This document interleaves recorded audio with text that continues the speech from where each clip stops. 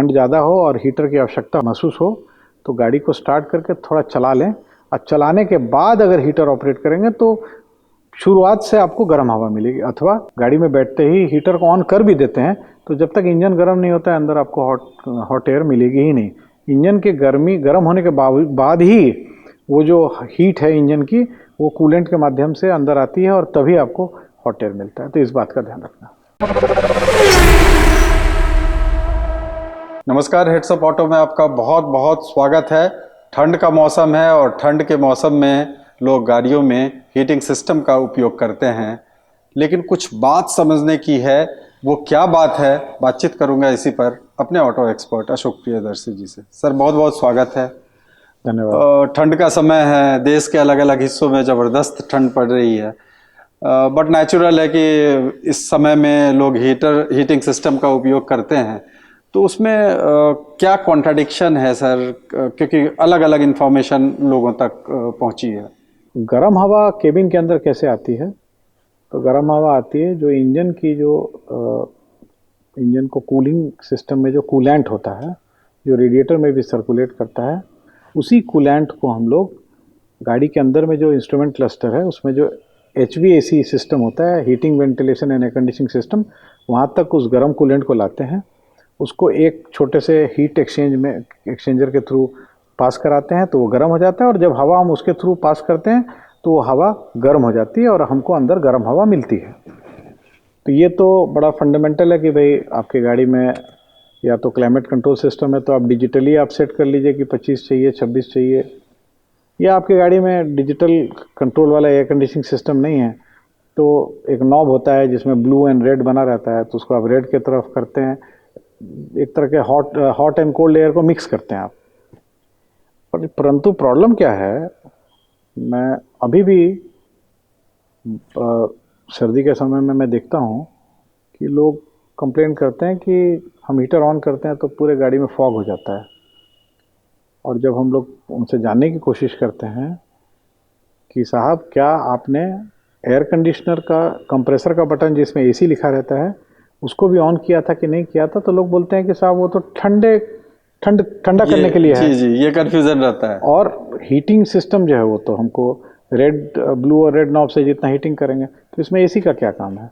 अब ये कॉन्ट्रडिक्शन है। बात सही है उनके लॉजिक के हिसाब से, क्योंकि गर्मी के समय में जब हम हीटिंग सिस्टम को ऑफ करके उसको नॉब को पूरा ब्लू पे करके रखते हैं, या डिजिटल वाला जो कंट्रोल पैनल होता है उसमें लो पे रखते हैं या 17-18 डिग्रीज पे रखते हैं, जी। तो उस समय हम AC लिखा हुआ बटन को जब दबाते हैं तो हमारा AC का कंप्रेसर ऑन हो जाता है तो अंदर ठंडा हवा मिलती है।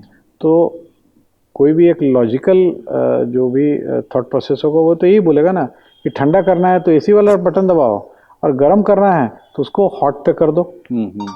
प्रॉब्लम क्या होती है शक्ति जी, कि अगर हम एयर कंडीशनिंग कंप्रेसर का बटन AC जिसमें लिखा है नहीं दबाएंगे तब भी हीटिंग होगी, परंतु होगा क्या, उसमें बहुत ह्यूमिडिटी होगी तो अंदर में भाप जमेगी और आपके लिए भी थोड़ी देर के बाद अनबेरेबल हो जाएगा।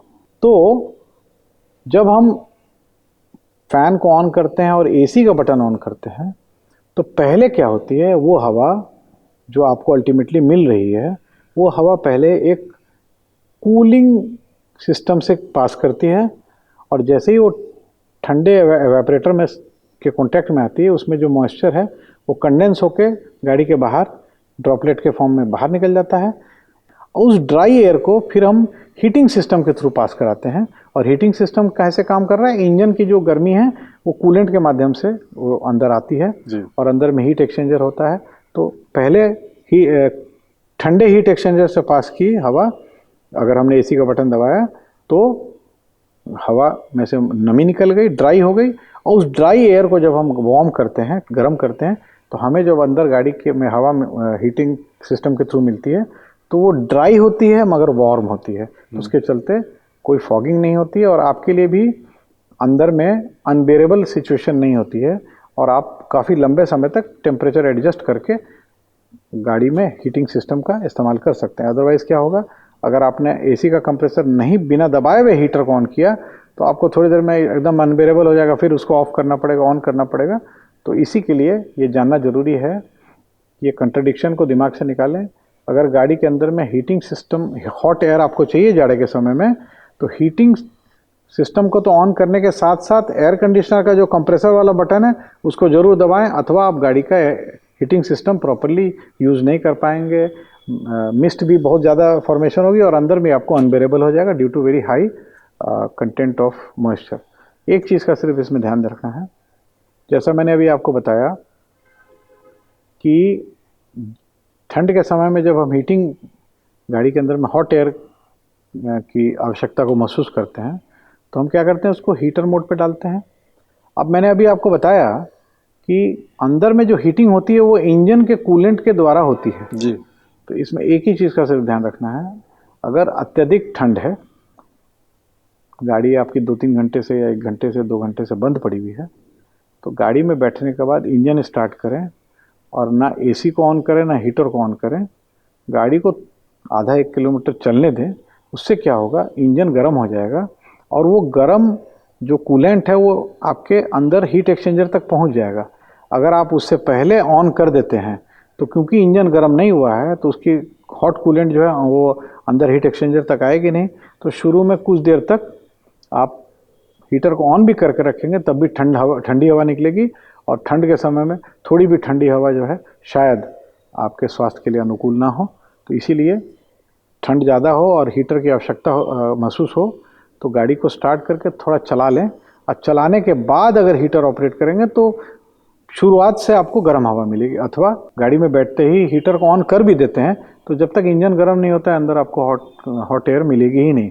इंजन के गर्म होने के बाद ही वो जो हीट है इंजन की वो कूलेंट के माध्यम से अंदर आती है और तभी आपको हॉट एयर मिलता है। तो इस बात का ध्यान रखना।